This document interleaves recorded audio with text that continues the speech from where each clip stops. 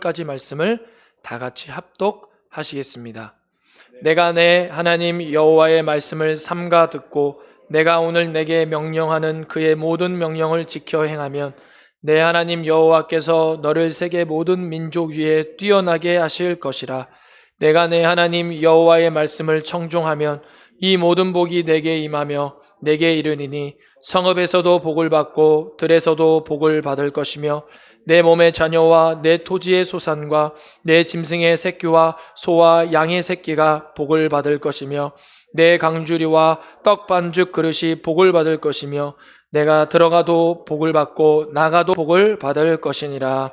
아멘. 오늘 하나님 말씀 신명기 28장 1절에서 6절의 말씀으로 들어가도 나가도 복을 받을 것이니라 라는 제목으로 이 시간에 잠시 말씀의 은혜를 나누고자 합니다. 이스라엘 백성들, 이스라엘은 광야를 40년간 방황하는 하나님의 징계를 받게 됩니다. 그 징계에 벌을 받는 이유는 하나님의 말씀에 순종하지 아니했기 때문에 그렇죠. 가데스 바네아에서 하나님의 말씀으로 말미암아 정탐꾼을 보내고 그 정탐꾼을 말미암아 그 땅에 들어가기 위한 하나님의 메시지가 이루어졌는데도 불구하고 그들은 머물렀으며, 그리고 여호수아 갈렙을 제외한 나머지 10명의 정탐꾼들은 부정적인 보고와 판단으로 말미암아 들어가지 못하고 뒤로 물러간 것을 보게 됩니다. 스스로 보기에도 우리는 메뚜기라고 말할 정도로 자신감이 떨어졌고 하나님의 말씀으로 말미암아 믿음으로 전진하지 못했던 것을 우리는 확인할 수가 있게 됩니다. 그 벌로 40년간 결국 광야를 방황하게 되죠. 가나안 전복 전쟁을 이제 치르기 직전에, 가나안 땅에 들어가기 직전에 이제 모세는 이 새로운 세대에게, 이 이스라엘 백성들에게 다시 한번 하나님의 율법을 가르치게 됩니다. 그것이 바로 신명기 말씀이라고 할 수가 있죠. 신명기의 책 이름은 히브리어로 보면 말씀들이라는 뜻이 되고, 동시에 영어와 우리말로는 율법을 다시 설명했다라는 뜻이 됩니다. 한자로 보면 그래서 신명기가 이 신자가 신자가 아니라 바로 거듭 신자, 다시 한다, 반복한다의 의미의 한자어 신자를 사용하여 신명기라고 이렇게 말씀하고 있습니다. 그런데 가만히 생각해 보면 이 거듭 반복된 말씀, 반복된 가르침이라는 신명기라는 말씀을 좀 잘못된 것은 아닌가라는 생각이 들게 됩니다. 왜냐하면 지금 가나안 진군, 적과 꿀이 흐르는 가나안 땅의 앞에 있는 이 신세대들 향하여 가르친 말씀인데, 사실상 이 신세대들은 시내산에서 모세를 통하여 하나님이 주신 율법을 받은 세대가 아니기 때문에 그렇습니다. 아니, 그때는 아예 태어나지도 않았고요. 지금 적과 꿀이는 가나안 땅에 들어가는 그 당시의 세대는 딱 두 사람, 여호수아와 갈렙밖에 없었고 나머지는 다 광야에서 죽임을 당했습니다. 그러니까 정확하게 얘기하면 모세로서는 2번을 가르쳤지만, 하나님의 입장에서는 2번을 선포했지만, 이 신세대들의 입장에서는 처음 듣는 말씀이라는 것이죠. 그래서 이 신명이라는 것이 이스라엘 백성들의 입장에 봤을 때는 신명이라고 할 수가 없고, 신명이라 하더라도 말 그대로 이제 새로운 신자를 쓰게 되면 그 말씀의 의미가 맞게 됩니다. 그러나 늘 성경 말씀은 인간의 관점이 아닌 이스라엘 백성의 관점이 아닌 나의 관점으로 해석하는 것이 아니라 하나님의 관점으로 해석하고 하나님의 관점으로 묵상하고 하나님께서 나에게 무슨 말씀을 하시는지를 귀 기울여야 되는 것이죠. 내가 듣고 싶은 말씀에 귀 기울이는 것이 아니라, 내가 알고 싶은 말씀에 귀 기울이는 것이 아니라 하나님이 나에게 무슨 말씀을 주시는지를 귀 기울여야죠. 하나님의 관점이 우선입니다. 자, 그러면 하나님의 관점으로 봤을 때 하나님은 2번 가르치게 되는 것이죠. 그래서 거듭 신자의 신명기가 맞다고 할 수가 있게 되는 겁니다. 자, 그럼 신명기의 내용은 어떻습니까? 간단히 말하면 모세가 요단강 건너편 요압 평지에서 가나안 진군을 앞두고 이스라엘이 이 신세대들, 새 세대들 향하여 율법을 다시 풀어서 가르친 것이 신명기라고 말씀을 드렸습니다. 그럼 그 신명기의 내용은 뭘까요? 내용을 전체로 보면 간단하죠. 율법에 순종하라는 겁니다. 그러면 그것에 대한 결론은 무엇일까? 다 몰라도, 신명기 전체의 말씀을 읽지는 못하더라도, 읽어도 어렵고 이야기가 어렵다 한다면 신명기 28장만 잘 묵상하면 됩니다. 왜냐하면 신명기 28장이 신명기의 결론이기 때문에 그렇습니다. 자, 그러면 신명기 28장을 한번 분석해 보면 신명기 28장 1절에서 14절까지는 축복의 말씀으로 되어 있습니다. 그리고 이제 14절 이후 15절부터인데 제가 잘못 적었네요. 15절부터 68절까지는 저주, 심판의 말씀으로 되어 있습니다. 신명기 28장이 모두 68절까지 되어 있는데 거의 뭐 3분의 1만 축복의 말씀이고 나머지 3분의 2 이상은 저주의 심판의 말씀인 것을 확인할 수가 있게 되는 것이죠. 그러면 이것도 어렵다, 이것도 모르겠다 그러면 한마디로 요약하면 하나님의 율법을 잘 지키면 오늘 본문 1절에서 6절 말씀까지 읽은 것처럼 하나님의 율법을 잘 지키면 하나님의 복을 받고 또 나가도 복을 받고 들어가도 복을 받는다는 내용이 됩니다. 동시에 본문 15절과 19절을 보면 오늘 본문 1절에서 6절과 같은 동일한 단어와 패턴으로 정반대의 말씀을 우리에게 전해주고 있습니다. 한번 읽어볼까요? 15절에서 19절 말씀을 우리 천천히 읽어보겠습니다. 시작. 내가 만일 내 하나님 여호와의 말씀을 순종하지 아니하여 내가 오늘 내게 명령하는 그의 모든 명령과 규례를 지켜 행하지 아니하면 이 모든 저주가 내게 임하며 내게 이룰 것이니 내가 성읍에서도 저주를 받으며 들에서도 저주를 받을 것이요 또 내 광주리와 떡반죽 그릇이 저주를 받을 것이요 내 몸의 소생과 내 토지의 소상과 내 소와 양의 새끼가 저주를 받을 것이며 내가 들어와도 저주를 받고 나가도 저주를 받으니. 1절에서 6절까지 본문 말씀에 뭐만 빠졌습니까? 복의 단어를 빼고 저주의 단어로 바뀐 것을 보게 됩니다. 여러분 여기 계신 분들 가운데 15절과 19절 이렇게 합독한 것이 처음 있는 분이 있는 줄 모르겠습니다. 왜냐? 저주.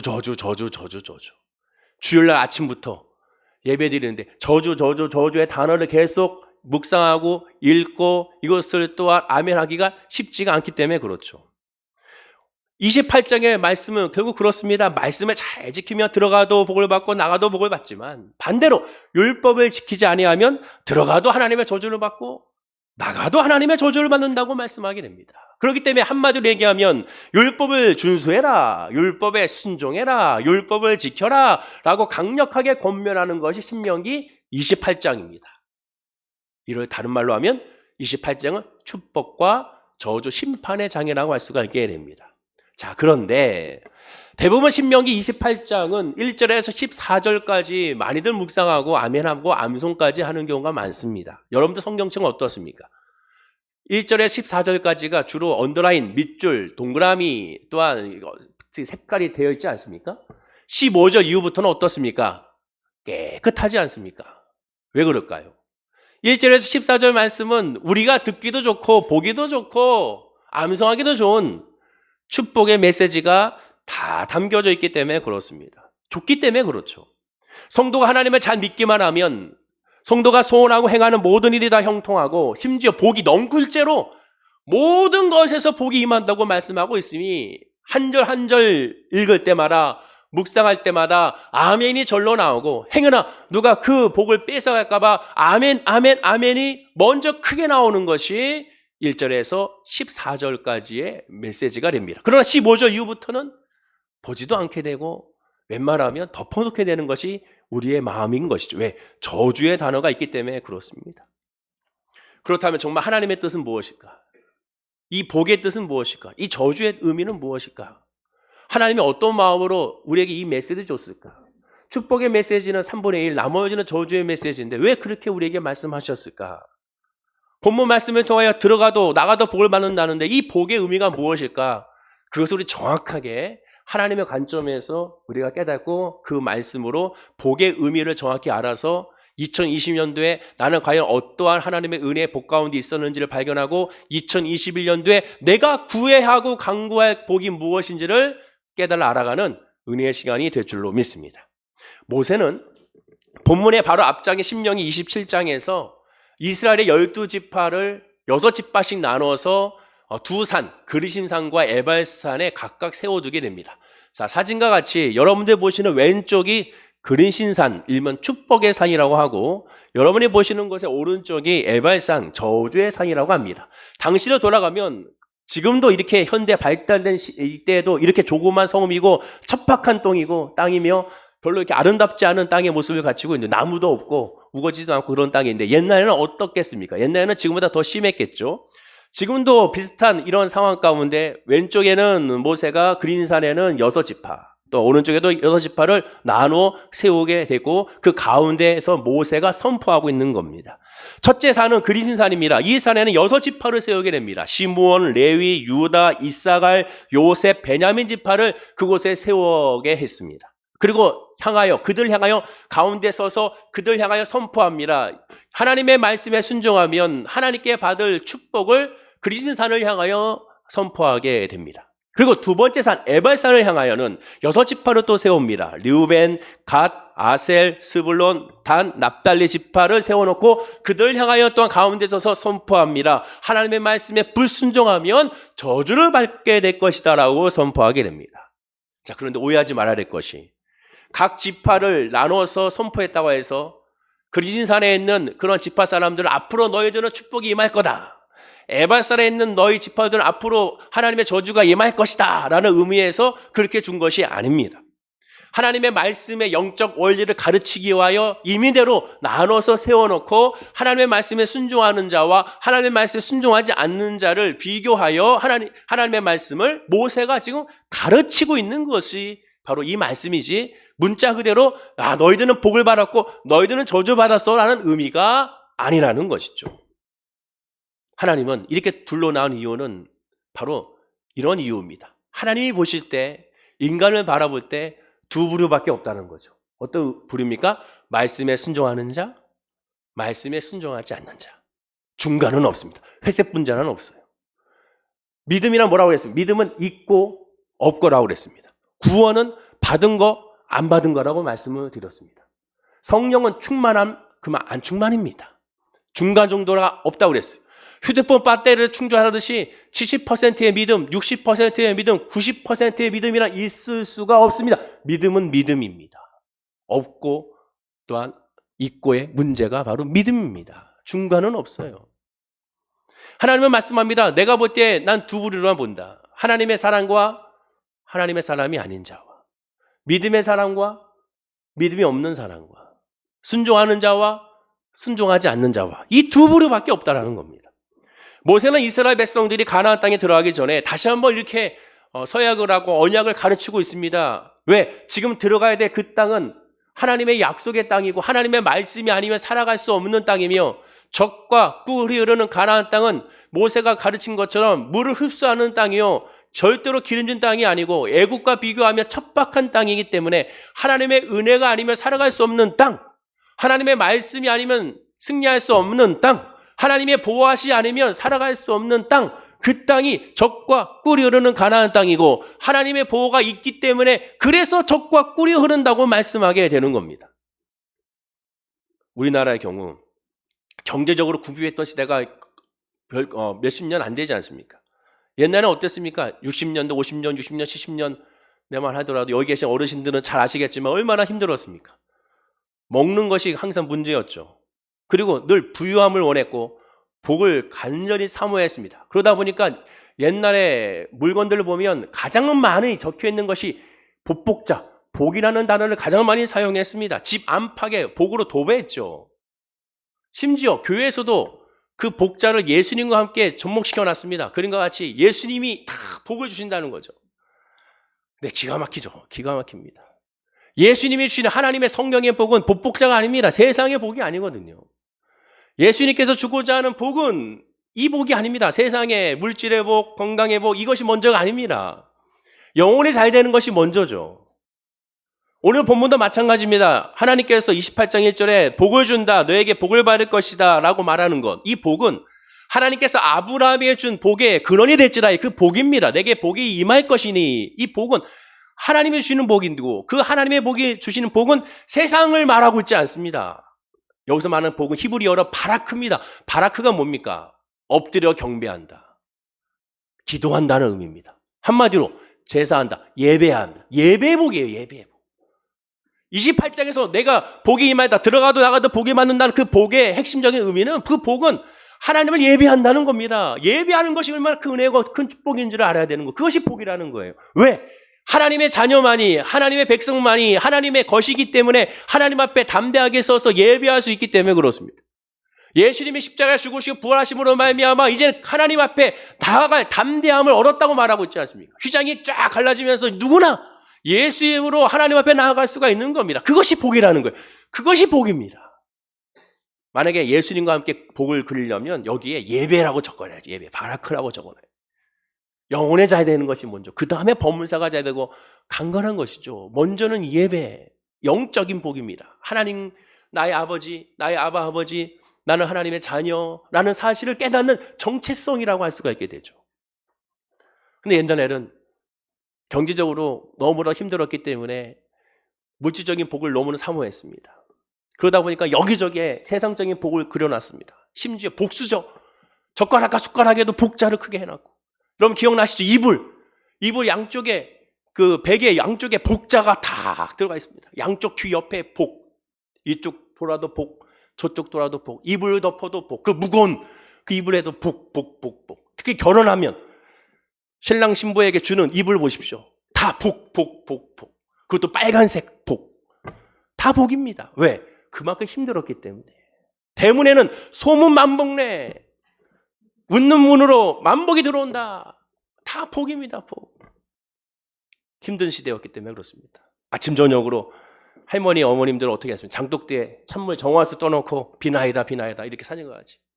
그 이제 목요일날 수학여행 시험이 다가오는데 저 때도 그랬습니다. 수학여행 시험 보는 학교에 가서 이제 시험을 보면 대문에 철문에다가 어머니께서 오셔가지고 거기다가 엿 다 붙여놓고 막 붙여놓고 거기서 계속 안 떠나고 그거 붙잡고 기도하시는 분들, 거기다 초 갖다 놓고 거기서 비나이다 하시는 어머니들의 모습이 아직도 기억이 납니다. 왜 이렇게 빕니까? 복, 세상이 원하는 복을 구하고 간구하기 때문에 그렇습니다. 집안의 흉사를 막아주고 길사만 생기도록 천지신명께 구했습니다. 천지신명이 뭐예요? 모든 신이잖아요. 모든 신. 하늘에 있는 땅에 있는 모든 신에게 명하노니라고. 그래서 천지신명이지 않습니까? 내 기도를 어떤 신이든 들어달라는 거예요. 왜? 복 받기 위해서. 세상에 복이 급하니까. 그만큼 힘들었으니까. 모든 이에게 인생살이가 고달프고 힘드니까. 또한 우리나라 같은 경우는 끼니가 먹는 것이 얼마나 힘들었습니까? 오죽했으면 여러분 인사가 뭐예요? 만나면 어르신만 진지 잡수셨습니까? 식사하셨나요? 친구들 만나면 밥 먹었니? 지금도 우리는 그 정통이 이어져서 우리 인사는 식사하셨냐는 겁니다. 여러분 아침 식사를 하셨나요? 이렇게 우리가 질문하지 않습니까? 모세가 율법 받을 때 삶은 어떻습니까? 자, 그럼 이스라엘 백성들의 삶은 어땠습니까? 그들이 경제적으로 궁핍했나요? 이스라엘 백성들이 경제적으로 궁핍하지 않았습니다. 하나님이 출애굽할 때 금과 은과 폐물을 원하는 대로 애굽 사람들에게 가져가게 했습니다. 그럼 먹을 것이 힘들었나요? 광야 생활하니까? 그렇지 않았습니다. 하나님께서 만나와 메추라기를 그들에게 먹여주셨습니다. 사막이니까 물이 없나요? 아니요. 반석에서 샘물이 터져 나오게 했습니다. 우리나라 사람이 안에 그 당시 있었으면 이건 진짜 생수야. 다 물 타가지고 막 열심히 모아가지고 아마 집에 가져갔을 겁니다. 최고의 음식, 최고의 물. 그리고 밤에는 춥지 않도록 낮에는 또한 덥지 않도록 구름기둥과 불기둥으로 지키고 보호해 주셨습니다. 오죽해서 성경의 표현대로 보면 신발이 헤어지지 않았고 옷도 헤어지지 않았습니다. 발이 부러뜨지지 않았습니다. 아프지도 않았습니다. 건강했습니다. 대적들의 침입도 없었습니다. 모든 것이 삶 가운데 안정됐습니다. 즉 인생 최대의 과제가 의식주인데 의식주의 문제를 하나님이 다 책임져 주셨습니다. 그들에게는 걱정할 것이 없었습니다. 그런데도 어땠습니까? 이스라엘 백성들이 원망과 불평과 탄식이 있었죠. 하나님을 바라보고 하나님을 따라가고 하나님을 의지했더니 하나님께서 다 넉넉하게 채워주셨습니다. 하나님은 그래서 말씀합니다. 28절 후반절에는 처참하고 잔인한 저주의 말씀이 있는 이유가 무엇이겠습니까? 전반부에는 성읍에도 들에도 자녀와 토지소산과 가축의 새끼도 광주의 떡밥구도 들어가도 나가도 보호준다고 말씀한 그 이유가 무엇이겠습니까? 하나님만 잘 바라보면 책임져 주고 하나님만 잘 의지하면 걱정 없이 이끌어 줄 테니 나만 먼저 바라보라는 겁니다. 나만 먼저 의지하라는 겁니다. 나만 먼저 찬양하며 나 중심으로 살아가는 것이 아니겠습니까? 나를 인정하라. 그것입니다. 이스라엘은 물론 오늘날도 이 신명기 28장 1절과 14절까지의 말씀은 큰 힘이 되고 위로가 되는 말씀입니다. 그런데 이 말씀에 대해 두 가지의 극단적인 반응을 보입니다. 첫째는 그냥 문자적으로 해석해버립니다. 그래, 하나님을 믿으니 내 성읍에도 내 자녀도 잘 될 거야, 잘 될 거야, 잘 될 거야. 문제적으로 해석해버리는 거죠. 또 하나는 너무 영적인 의미를 해석하는 극단적인 반응입니다. 이 말씀을 너무 영적으로만 해석해버리고 자녀의 의미가 무엇인지 더 영적으로, 토지소산의 의미가 무엇인지 영적으로 말씀은 쪼갠다고 하죠. 쪼개서 하나님이 아닌 결국 이상한 데로 흘러가는 것을 보게 되죠. 그리고 이 광주리도 떡반죽도 마찬가지고 다 영적인 의미를 너무 추구하게 되는 겁니다. 항상 깨달아야 될 것은 하나님 말씀은 전체적으로 봐야 되는 것이죠. 그럼 어떻게 봐야 될까요? 하나님 관점으로 봐야 됩니다. 자, 이 모든 말씀은 결국 비유의 말씀인데 이 비유의 말씀을 어떻게 나열하고 있는지 보십시오. 병렬 구조로 나열하고 있습니다. 첫째, 간단하게 보면 복을 받을 곳으로 성읍과 들이라고 대조하고 있습니다. 성읍은 뭐예요? 거주하는 장소잖아요. 장막 있는 잠자는 곳입니다. 들은 뭐예요? 일터를 말하게 되죠. 거주하는 장소와 일터로 나누고 있습니다. 둘째, 자녀와 토지 소산과 가축의 새끼까지 복을 준다고 합니다. 성도가 소유하고 있는 모든 것을 말하죠. 한마디로 재산을 말하게 되고, 왜? 자녀는 옛날 기준으로는 하나의 그 가정의 재산이었습니다. 그것들을 활용하여 생산해내는 것을 말합니다. 셋째, 광주리와 떡반죽을 복을 준다고 말합니다. 광주리와 떡반죽은 뭡니까? 일상생활에서 필요한, 성도의 삶에서 필요한 물건을 말합니다. 그것의 대명사죠. 마지막 네 번째는 들어가도 나가도 복을 준다고 말합니다. 언뜻 보면 성읍과 들처럼 거주하는 장소와 일터를 말하는 것 같지만 유대인의 그들의 인식 구조에서의 관습으로 보게 되면 들어가도 나가도 이 말을 하는 의미가 그들은 무엇인지 바로 압니다. 왜냐하면 나간다는 것은 낮을 의미하고 일하러 나가는 그 시간은 낮을 의미하고 들어가는 것은 일 끝나고 들어오는 밤을 의미하기 때문에 그렇습니다. 유대인들은 이 말을 딱 듣는 순간 낮과 밤을 말하는구나라는 것을 깨닫게 되죠. 그러면 지금 말하고 있는 것의 핵심은 무엇입니까? 모든 것을 말한다면 모든 물건과 모든 소유를 다 얘기해야 되는데 그중에 대표적인 것만 비유로 말씀하고 있습니다. 결국에는 우리가 있는 어느 곳에 있든지 시간도 어느 시간에 있든지 우리가 무엇을 하든지 결국에는 하나님께서 다 통치하고 하나님께서 다 이끄시고 하나님의 주권 안에 있다는 사실을 깨달으라는 말씀입니다. 물건과 사람은 물론 시간과 공간 모든 것에 하나님의 통치가 없는 경우는 없다라는 겁니다. 1년 365일 하루 20시간 통틀어서 하나님의 섭리에서 벗어날 수가 없다라는 겁니다. 1초도 하나님의 은혜 안에서 벗어날 수가 없다라는 겁니다. 그럼 무슨 뜻이 됩니까? 이 말씀의 의미는 하나님이 성도의 시공간과 그 안에 있는 모든 것과 성도 자신을 주관한다는 겁니다. 그게 복이라는 거예요. 내가 너를 다 주관해. 내가 너를 다 통제해. 내가 너를 다 알고 있어. 그것을 깨닫기 때문에 하나님 앞에 감사합니다. 제사하고 예배하는 것이 복이라는 거예요. 하나님은 나의 모든 것을 알아. 하나님은 나를 모든 것을 이끌어. 내 삶의 중심은 내가 아니라 하나님이었어. 그것을 깨달는 것이 복이라는 겁니다. 하나님의 주관이 복이라는 거예요. 하나님의 통치가 복이라는 겁니다. 하나님의 간섭이 복이라는 거예요. 하나님의 개입이 복이라는 겁니다. 그것이 복이에요. 어렸을 때 제 친구가 아버지께서 돌아가셨습니다. 제 친한 친구. 근데 그때가 고등학교 1학년 때였는데 아버지가 돌아가시고 나서 우리는 이제 어린 시절이니까 그래 아버지 얼마나 슬프겠나 이런 생각이 드는데 근데 시간이 지나서 이제 수학여행 시험을 앞두고 나서 이렇게 이런 여러 가지 고민들을 하고 하다 보니까 아마 대학에 대해서 얘기하다 보면 부모님하고 마찰이 있지 않습니까? 그때 이제 아버지하고 좀 마찰이 있어 막 이렇게 얘기하다 보면 그 친구가 얘기합니다. 나도 아버지가 살아계셔서 그렇게 얘기해 주면 좋겠어. 그렇게 좀 간섭해 주면 좋겠어. 그렇게 좀 잔소리 좀 해주면 좋겠어. 예전에는 그렇게 싫었는데 지금은 묻고 싶어. 내가 지금 대학 입시를 앞두고 대학을 여기로 가고 싶은데 아버지한테 한번 의견을 묻고 싶어. 그 얘기하는 순간 우리 친구들이 조용해졌습니다. 무슨 뜻입니까? 간섭이 은혜예요. 누군가가 나에게 얘기할 수 있다는 것이 은혜입니다. 근데 그 은혜가 인간인데도 불구하고 세상의 아버지인데도 불구하고 어머니인데도 불구하고 은혜의 진데 창조자 하나님께서 우리를 간섭하시고 우리를 통치하신다면 그만한 은혜가 없는 겁니다. 그만큼 큰 복이 없는 거예요. 그것을 깨닫는 것이 복입니다. 오늘 본문을 보면 계속 반복되는 단어가 나옵니다. 그 단어가 모든이라는 단어예요. 신명기 28장 1절을 보십시오. 이것이 키포인트 해석인데 다 함께 한번 읽어볼까요? 자, 시작. 내가 내 하나님 여호와의 말씀을 삼가 듣고 내가 오늘 내게 명령하는 그의 모든 명령을 지켜 행하면 내 하나님 여호와께서 너를 세계 모든 민족 위에 뛰어나게 하실 것이라. 하나님이 모든 선한 것을 다 다스리니 성도는 그에 따라서 선해야 한다고 말합니다. 당시는 여러 면으로 미개하고 또 단순한 시대였습니다. 농경, 목축, 상업, 이 모든 초보적인 수준이었죠. 인간 사회가 복잡하지 않았습니다. 모세 율법으로 충분히 모든 것을 다 모든 문제 해결이 가능했습니다. 지금도 마찬가지예요. 넓은 의미에서 하나님의 말씀 중심에서 다 해결할 수가 있습니다.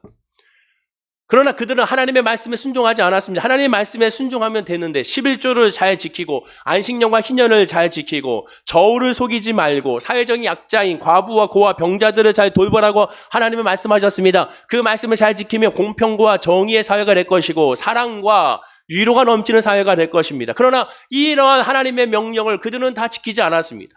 오히려 안식년과 희년의 규정을 무시하고 가난한 자를 외면했으며 종교적, 정치적 권력을 악용하여 도리어 가난하고 비천한 소외된 사람들을 챙겨주는 것이 아니라 자기들의 뱃속을 더 챙겼습니다. 성경의 규정들을 자기들의 편리대로 바꿨습니다. 613가지 하나님 율법 대신 617가지의 자기들의 만들어낸 율법으로 말미암아 이스라엘 백성들을 속박하고 짐을 주어주게 됐습니다. 현실의 풍요를 위해서는 우상 숭배도 마다하지 않았고 현실을 타협함으로 말미암아 하나님을 잠깐 제쳐두고 이방신을 섬기는 것도 하나님께서 용납하시는 것이라고 그들은 해석해 버렸습니다. 그들의 율법에 규정된 예배를 제대로 지키지 않았습니다. 지킨다 하더라도 흠 없는 것을 드리는 것이 아니라 흠 많은 것을 드리게 되고 좋은 것을 드리는 것이 아니라 값 없는 것으로 그들은 지키게 된 것을 보게 됩니다. 율법은 우리가 잘 알다시피 누구나 온전히 지킬 수 없습니다. 그러나 율법을 주신 목적은 뭡니까? 율법을 통하여 거울 삼아 죄인임을 깨닫으라고 우리에게 율법을 주신 것이죠. 로마서에서 바울이 말한 대로 율법은 모든 인간의 죄의 저주 아래 있게 있음을 깨닫고 십자가의 은혜로 살아간다는 역할을 깨닫는 것이 율법입니다. 율법을 통하여 그래 나는 죄인인지 율법 나는 이걸 행할 수 없지. 그래 난 주가 필요해. 난 하나님의 은혜가 필요해. 예수가 필요해라고 깨닫는 것이 율법입니다. 하나님은 율법을 문자적인 실천을 중요시 여긴 것이 아니라 그 안에는 정신, 그 안에는 뜻을 중요하게 여겼습니다. 서두에 말씀드린 바와 같이 범사를 하나님이 주관하신다는 것이죠. 모든 시공간을 하나님의 은혜로 붙들러 있음을 알라는 거고 어느 누구도 예외 없이 하나님의 통치 안에 있음을 깨달으라는 겁니다. 따라서 성도가 성도된 자격의 첫 번째는 무엇이겠습니까? 다른 것이 아니면 범사에 하나님의 이 절대적인 주권을 인정하는 거죠. 코로나19도 마찬가지입니다. 인정하는 겁니다. 하나님이 주셨어. 뜻이 있어. 하나님의 계획이 있어. 하나님의 섭리가 있어. 그것이 무엇일까? 물어보는 거라고 말씀을 드렸죠. 왜 나에게만 이런 일이 다가와? 하나님의 뜻이 있어. 하나님의 계획이 있어. 하나님의 섭리가 있어.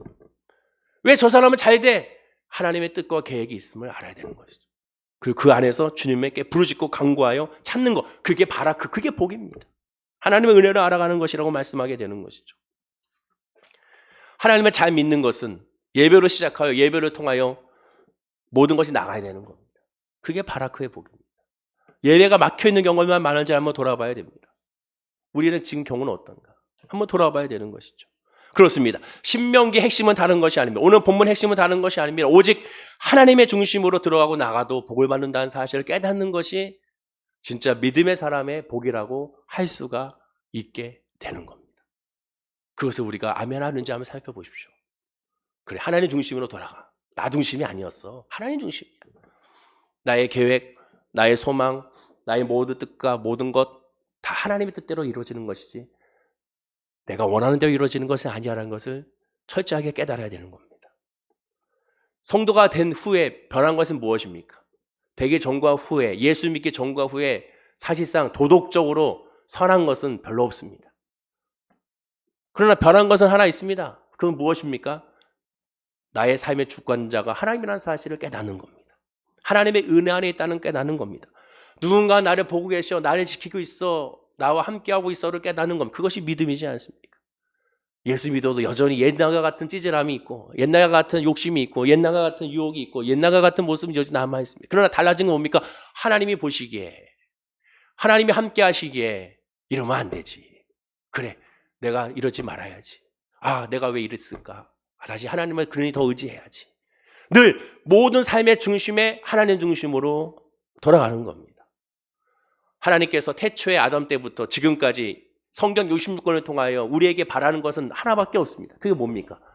하나님의 품을 절대로 떠나지 말라는 거죠. 주 곁을 떠나지 말라는 거죠. 내 곁에 있으라는 거죠. 내가 너의 아버지임을 알라는 것이 아닙니까? 내가 너를 사랑한다는 것을 깨달아 알라는 거 아니겠습니까? 오늘 본문으로 말씀드리면 하나님의 품을 절대로 떠나지 않고 살기에 언제나 어디서나 하나님의 자녀답게 계명을 지키고 살기에 들어가도 나가도 복을 받는 존재라는 것을 깨닫는 겁니다. 물론 주의 계명을 다 지킬 수 없습니다. 그렇기 때문에 하나님을 의지하니 그렇기 때문에 들어가도 나가도 복을 받는다는 겁니다. 좋은 일이 생겨도 나쁜 일이 생겨도 좋은 일이 다 좋은 일이 아니고 나쁜 것도 다 나쁜 것이 아니라는 것을 깨닫게 되고 모든 것에 감사하고 모든 것에 찬양하고 모든 것에 하나님 앞에 은혜임을 선포하게 되는 겁니다. 물론 인간적인 생각으로는 왜 그럽니까? 라고 물어볼 수밖에 없지 않습니까? 왜 이런 일이 다가오지? 도대체 왜 그럴까? 하나님 너무하십니다 생각할 때가 얼마나 많습니까? 제 개인적인 얘기를 드리자면 제가 정말로 사랑하고 아끼는 그 동기 목사님 20년지기의 동기 목사님 늘 대화하고 늘 중보기도 하고 늘 함께했던 목사님이 지난 10월 9일 10월 10일 날 이제 쓰러져 가지고 지난 그저께 25일 날 소천했습니다. 그래서 어저께 마지막 그저께 금요일 날 이제 천국 환송 예배를 드렸는데 근데 그분이 10월 9일 날 전날 쓰러지기 전날 저한테 오후에 전화가 왔었습니다. 근데 제가 바빠가지고 미안해요. 내가 지금 내가 바쁘니까 내가 좀 이따 전화할게요 라고 끊었어요. 근데 바로 전화하지 못했습니다. 그리고 나서 들리는 소식이 쓰러졌다는 소식이 너무 속상한 거죠. 내가 그때 전화했어야 되는데 뭔 얘기하려고 그랬을까? 계속 마음속에 남아있는 겁니다. 내일은 아무것도 모르는 거예요. 여기 계신 성도들 가운데도 갑작스럽게 천국을 떠나보낸 가족들이 있는 줄 압니다. 임종을 못 보고 마지막 대화 한마디 못 해보고 좀 마지막 대화로 좀 들었으면 좋겠는데 말 한마디로 좀 들었으면 좋겠는데 갑작스러운 사고로 갑작스러운 또한 쓰러짐과 임종으로 마지막 말 한마디 못한 게 얼마나 마음관에 남아있겠습니까? 그런 거 생각하면 하나님 너무하십니다라고 생각하십니다. 하나님 너무하십니다. 기회를 좀 주시죠. 마지막 대화할 수 있는 기회를 좀 주시죠. 왜 하필 이럴 때 이런 일이 일어납니까? 조금만 기다려 주시죠. 이런 생각을 우리는 많이 하게 됩니다. 그러나 믿음이란 무엇입니까? 들어가도 나가도 복을 받는다는 거죠. 그래도 하나님의 역사가 있다. 우리가 알지 못하는 하나님의 은혜가 있다. 우리가 알지 못하는 하나님의 섭리가 있다. 우리가 깨닫지 못하는 하나님의 놀라운 신비가 있다. 그 감춰진 비밀이 있다. 그러니 내가 하나님께 그것을 묻고 기도하고 찾아야 되는 것이죠. 예수의 구원은 더 이상 필요가 없습니다. 예수로 충분하죠. 만족도 마찬가지로 예수에 무슨 만족이 있겠습니까? 예수에 무슨 기쁨이 있겠습니까? 예수에 무슨 평안이 있겠습니까? 하나님 중심으로 있다는 사실을 깨닫는 순간 우린 자유와 기쁨과 감사와 평강이 우리의 삶 가운데 넘쳐나게 되는 겁니다. 이제 수학여 시험이 이번 목요일 날에 있습니다. 좋은 대학에 들어간들, 좋은 직장에 들어간들, 그래서 들어가서 많은 돈을 번들 생각해 보십시오. 만약에 그렇게 했다 하더라도 그 다음날 올라와 하나님께서 올라와 그러면 무슨 의미가 있겠습니까? 믿음이 가장 중요한 거 아니겠습니까? 하나님의 말씀이 중요한 것이 아니고 이 정체성이 중요하지 않겠습니까? 적과 꿀이 흐르는 땅에 들어간들 정말로 그냥 기름진 땅에 들어간들 하나님의 믿음 중심이 있지 않으면 무슨 의미가 있겠냐는 것이 오늘 본문의 하나님의 내용이지 않겠습니까? 하나님은 최고의 것, 모든 것을 우리에게 이미 다 주셨습니다. 더 이상 줄 것이 없어요. 하나님 자신을 우리에게 주셨는데 나의 영원하신 기업 생명보다 귀하다 우리가 찬양 부르지 않습니까? 하나님의 믿음이 우리에게 있고 하나님의 은혜가 우리에게 있다면 그것을 우리가 이루어받고 거기서부터 출발해야 되는 겁니다. 예수님의 성도들로 자기를 부인하고 예수를 따르라고 명한 것이 바로 그런 뜻이 또 되겠죠. 하나님 중심으로 살아가라는 겁니다. 성도들 이미 복을 받은 자가 됐으니 하나님 말씀으로 쫓아가서 주님만 바라보고 믿음으로 승리하라고 우리에게 말씀하고 있음을 기억하는 저와 여러분들의 믿음이 되어야 될 줄로 믿습니다. 그러니 사랑하는 성도님들 어떤 상황에서 지금 우리가 구하고 바라볼 건 하나밖에 없습니다. 내가 하나님의 믿음 안에 있다는 사실, 하나님이 다 아신다는 사실, 하나님이 우리에게 위로와 평강을 주신다는 사실. 그러니 사람을 보며 세상을 보며 위로받지 말고 그러니 하나님께로 돌아와 하나님께 바라크의 복이 있으니 하나님께 엎드려 하나님의 응답을 받는 우리의 신앙이 되야 될 줄로 믿습니다. 속상하죠? 짜증이 나죠? 그러니 하나님을 더 의지하고 바라봐야 되지 않겠습니까? 어찌할 바를 모르니까 더 하나님을 바라봐야죠. 오늘도 예배를 통하여 하나님을 바라볼 때 이 바라크의 복이 하나님의 예배의 복이 들어가도 나가도 복 받는다는 사실을 깨닫고 그로 말미암아 희망과 소망으로 이번 한 주도 승리하는 우리 모든 성도님들이 되기를 간절히 축원하고 기도드립니다. 기도하겠습니다. 아버지 하나님 감사합니다. 주님을 의지합니다. 주님을 바라봅니다. 하나님을 바라보는 믿음, 하나님을 의지하는 믿음, 하나님 앞에 엎드려지는 믿음이 예배하고 구하고 간구하는 모든 성도님들이 될 수 있도록 복을 더하여 주시옵소서. 사랑하는 성도님들의 마음에 예수의 믿음으로 충만하게 하여 주옵소서. 하나님이 계시기에 이 세상의 걱정과 염려와 근심과 질병과 아픔과 고통을 이길 수가 있을 줄로 믿습니다.